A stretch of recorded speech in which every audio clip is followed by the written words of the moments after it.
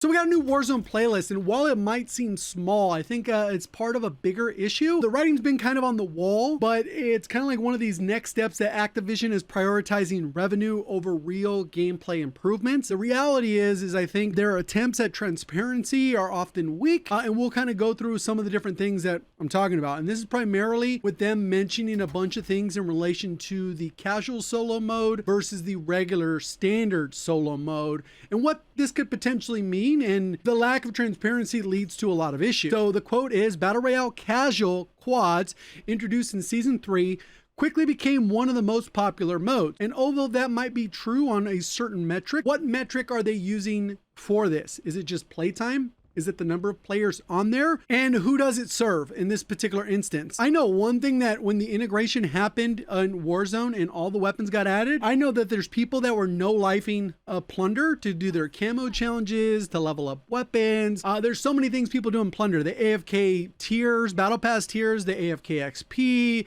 There's all kinds of things, and they never get patched out. They're like, if they do patch them, people figure out a new way to basically AFK farm Battle Pass tiers overnight. While they're sleeping, they get Battle Pass tiers. But regardless of that, it's like, what metric are they using to determine this if the player count just simply goes up?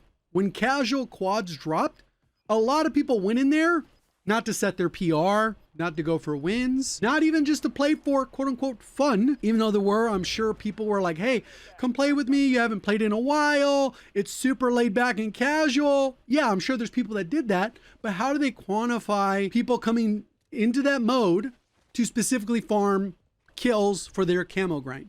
Because you need to get your 100 kills or whatever, and then do the individual challenges across 30 plus weapons, and then you get all the mastery camos. Some people do the calling card challenges. Some people want to level up specific guns before they went into the regular Battle Royale quads playlist, which is still available, unlike the trios playlist, which we'll talk a little bit about later.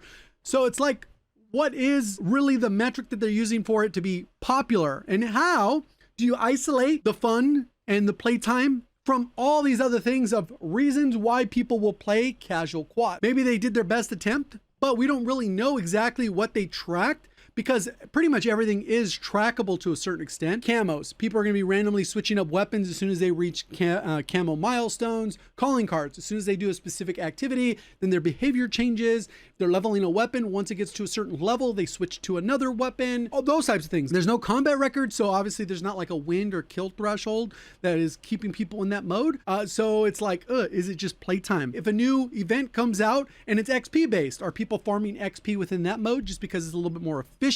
Path of least resistance is a lot easier to complete those challenges, that XP, those collectibles in a mode where it's mostly AI? Or is the mode actually more fun? Like, what is their metric, and are they actually solving to make the game more fun? Because based off the way the content gets rolled out, we've been talking about how boring XP events are for the longest, and guess what? They're just gonna pump those things out. Next week, when we get the Beavis and Butthead event pass, and then there's gonna be the premium one, it's gonna be XP based again, just like the previous ones were, just like the previous one was with Squid Games. They say matchmaking is better, queue times are faster. Well, duh, like, you're only matching 28 players. That's significantly easier than the SPMM they implement in 150 player battle royales or ranked play, or one of these other modes that is in the game. The 100 player Plunder sometimes takes forever to fill because there's SPMM in that. So it's like, well, they created this issue to try and like isolate and separate players, but then that becomes another issue. So their solve for that is to add casual. So people, and it's like, what the heck is going on? Casual modes, they do offer a lot of benefit. And I actually have been a big advocate for casual mode, because I think it adds a ton of things. I don't think it should necessarily replace the regular mode, but I'm sure there's going to be a cause and effect happening. With some of the things I've already mentioned, but some I haven't, it's better avoiding cheaters. I think in my 12 or 13 hours of grinding on stream in the casual mode, whether it was XP or doing the Easter eggs, because there's 30 of them on the map, I did those solo in that mode, as well as completing tons of other challenges. I didn't run into a single cheater. And if I did, it definitely wasn't blatant enough to notice or even acknowledge in like 12 or 13 hours of playing casual mode. We've spectated a couple casual modes. We haven't run into any. So I think it is a better way to avoid cheaters. But you know what else could do that? A better anti-cheat. That would probably have a bigger impact than implementing a casual mode. because if you can actually implement a solid anti-cheat, everyone wouldn't think everyone cheats, because there's so many innocent clips where it's like, yeah, this guy's 100% cheating, and it's like the most basic kill ever, and it's like, oof. And that's going to cause a couple other issues, which we'll also address when we talk about some of the skill disparity between players, that there's big gaps between the top end and the bottom end, and probably worse than we had before SPMM was implemented. I think it's easier to grind camos, challenges, and events. So path of least resistance, even if it's not more fun, it is way more efficient to go in, and if I need 100 kills in casual versus 100 kills in standard, yeah, I'm gonna do the casual one. I can get 40 kills in a match. It's gonna take me 2.5 matches to max out this gun and then do the higher tier challenges. Versus the other one, I might get 7 kills a match, 8, 10 if it's a good game, and not even all with the one gun. It might be alternate between the two. Versus in casual, I can get 100 kills with a pistol in 3 matches. And that's not particularly unreasonable to do in that one. So the path of least resistance, even though I probably enjoy the regular battle royale more, I'm gonna go the other way just because it's easier. And I think a lot of people do that. It is a lower stress mode, so that's cool. I think you can go in there, play with your friends. If you die, no big deal. You just reset, cool. If you win, it's like a cool, we got a little XP. We can, you know, chat with friends. It's more a social thing. So that's cool. Battle pass and leveling. Like I said, people AFK and plunder. Is that a metric that people are having fun in plunder because they AFK 6 hours a night, 7 hours a night? I don't know if that's the case. And that's kind of what we've been told based off their white paper, is that the more playtime is associated with fun. That's their only metric that they seem to use for fun. If there are other metrics that they utilize to determine players' fun, they didn't really do a good job of transparently explaining those metrics that they have figured out, that understand that a player is stopping the game because they're bored, because there's crap content that doesn't allow players to stay on the game, or that they ran into a good player, or that they ran into a cheater, or some other reason that doesn't necessarily mean that they're not having fun. And the problem with this line of thinking, and it has been for a while since Modern Warfare 2019 when this significant changes happened, it incentivizes players padding hours over genuine fun or progression or any kind of level of skill. Because of the SPMM, I think that's contributed to some of the issues that we're currently running into. That's just my own opinion. I obviously can't have data like they do, and they were missing so much data within their data that it's really hard to make a genuine like breakdown of what they said without like missing half the argument, which I think the current SPMM, the way it has been since 2019, it's led to a wider disparity. Because before Modern Warfare dropped, we had BO4, World War II, Infinite Warfare, BO3, and you go all the way back to BO2 and MW3 and like way back when. There was still a certain level of skill-based matchmaking, primarily to protect the lowest of the lowest bracket of skilled players. And then the other 90% of players were essentially match made. Sometimes the matches you'd run into really good players. Sometimes you'd run into bad players, but for the vast majority of time, you kind of run into mostly average players, and the average players aren't particularly great at the game because just the way the metrics work out. So more often than not, it was very rare to run into a really good player, but you would on occasion, you'd be like, dang, that dude's actually pretty gross at the game. His aim's pretty good, his movement's pretty good. Whatever other skill expression you would look at, that's what you would go and go, yeah, that guy's actually pretty good at the game. And you'd kind of go from there. But with SPMM, you kind of have your top bracket, which kind of separates those players. And then you have like a tier above, like below that, where it's like you're better than average for sure. You got a decent knowledge of the game and you're kind of in the middle because of aim assist. These kind of blend together sometimes with accuracy. So they got to rely on other metrics, your movement, the way you position yourself based off the mini map, and other metrics that they do have ways of tracking. And then you kind of have an average player bracket, and then you have the well below average player bracket, which is typically a lobby you'll see if people are two boxing or something like that. They're going to force themselves into a lower bracket if they're using a reverse boosted account. If they're using a level 1 account, it'll be more towards the average bracket, and those players will typically shoot back. So you kind of have a gap there. Obviously, that's a generalization, but because of these harder broken gaps of SPMM, the bad players don't ever really get to interact with the above average players or the really good players. And the good players don't really interact with the average or whatever. It's kind of like they're broken up into those groups. And obviously these are a little bit fluid because if you have some good performances, it'll kick you up. If you have some bad performances, it'll kick you down. And it's kind of like pays attention to your past performance to kind of analyze where you need to be. As a result of this, the scenarios where you go, oh man, that guy is really good, just doesn't happen all that often the way it did before. And if you are running into people and you're like, damn, that guy is really good, the odds are you're already kind of good, so you can acknowledge that the person's good. But if you're bad, you're just running into other like relatively bad players, and you don't really get to see, you know what? That guy's pretty good. I'm going to go ahead and try and like improve to get better. There's a lot of that was removed. Whether that's good for COD or bad for COD, that's kind of what happened. And that's why I think there's led to so many people thinking that like literally everyone cheats, even though there definitely is room for improvement, lots of room for improvement in Ricochet. That is not like, there's typically a lack of knowledge and skill that determines whether or not people think they're running into a cheater or not. And that's only gotten worse over time, because it's like seeing a unicorn, like, dad, that guy can't be real, he's cheating. And in reality, it's just like 2 tiers above your skill level. They're a tier 5 player, you're a tier 1, or vice versa, whatever you want to adjust it. You're on the bottom end of the spectrum, they're on the top end.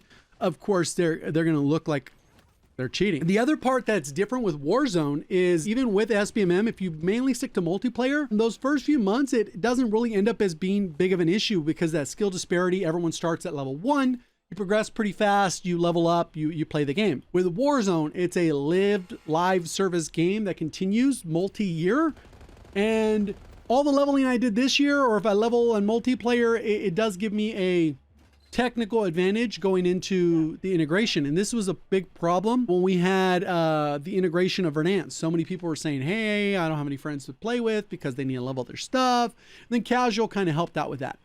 So it's kind of one of these problems that they've kind of created the problem, and their solution for the problem is going to inevitably create other problems. And I think there will be a point in COD where every mode that's available will be casual.